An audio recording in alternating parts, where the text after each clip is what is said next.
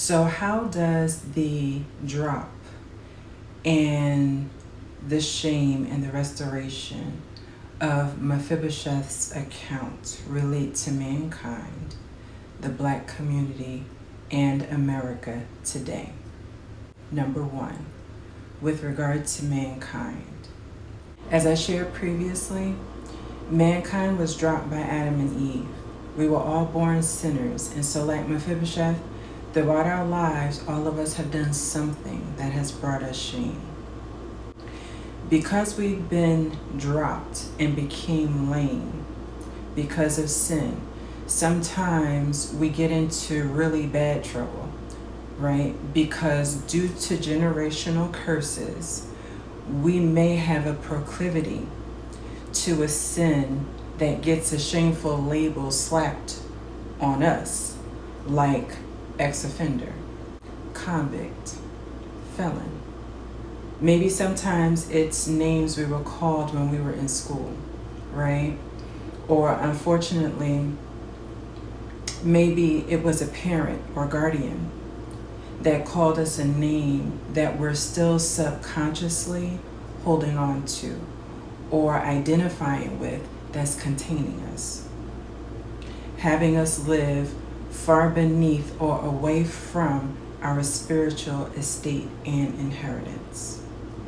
In the account, Mephibosheth's nurse dropped him as a child, right? For mankind as a whole, throughout our lives, especially in our formative years, people drop us. Maybe it was our parents who dropped us. Not always intentionally or maliciously, but nonetheless, they dropped us because they were on the run, right? In this rat race economic world system that the enemy designed to keep God's people depressed, suppressed, and oppressed, right? So that we don't live the abundant life design God intended for us. Sometimes it's people who were supposed to feed us and lead us spiritually and mentor and disciple us who's dropped us. Sometimes it's family members or friends who treat us in a way that makes us feel embarrassed or like we're not enough, right? And so we all are living in a cold world where everyone is just spinning and on the run, trying to find refuge in our own personal Lodabar. We're all trying to build a fortress of refuge for a place of rest, okay? We're all full of defense mechanisms that turn into strongholds that we find out later on in life, like we are in this season in time, right? That we now need deliverance, spiritual deliverance from these strongholds because they block us from receiving love or they inhibit us from giving unconditional love, right? But it's all in a seemingly innocent attempt to protect ourselves. So ultimately, nobody is thriving, no one's prospering, and it's despite how hard everyone is working, okay? Ultimately, every one of us gets beat down by the system. Everyone is just trying to get by, trying to survive, right? And this is where, in some shape or form, all of our stories are the same, but a little different by just a few nuances. How does the drop and the shame and the restoration of Mephibosheth relate to the Black community? It's like the Black community got dropped hard twice. It's like we have a double portion of shame rooted or encoded in our DNA.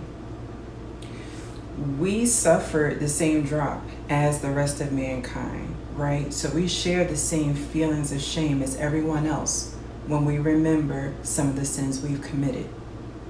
But then there's the shame in our DNA that comes from slavery.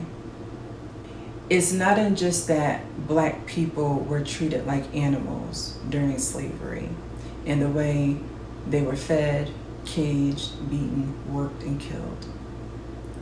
There's also the shame and the feelings of inferiority and fear passed down through the Black community through the assault of buck breaking. Black men were brutally assaulted in front of their wives and children and then forced to sag their pants to let everyone know they had been broken.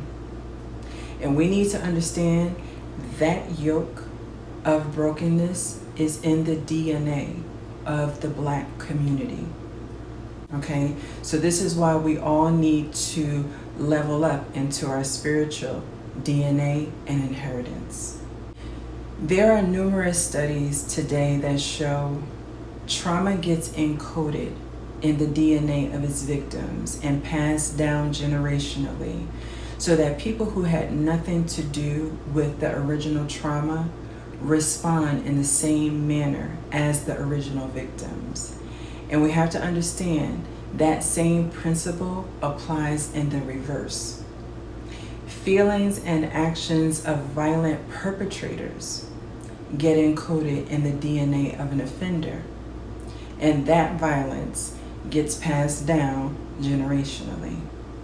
So we end up with all kinds of people on both sides of the issue of slavery struggling with the cognitive dissonance of wanting to be better or do better, right? To do the right thing from a place of spiritual consciousness, but everyone's battling the war in the DNA of their flesh. And so this ties into how the shame and restoration of the Mephibosheth-Drop applies to America. Despite the sins of the founding fathers, through the divine providence of God, it was written that the intention of America's formation was to promulgate or promote the gospel. And that's because of God's intention to restore all of mankind to their rightful place as heirs of the King of Kings. But we have to realize America has dropped her ball. As a nation, we did exactly what God told his people not to do when they came into their promised land. And that was to not forget God. And the warning was, if they forgot their creator, curses would fall upon them.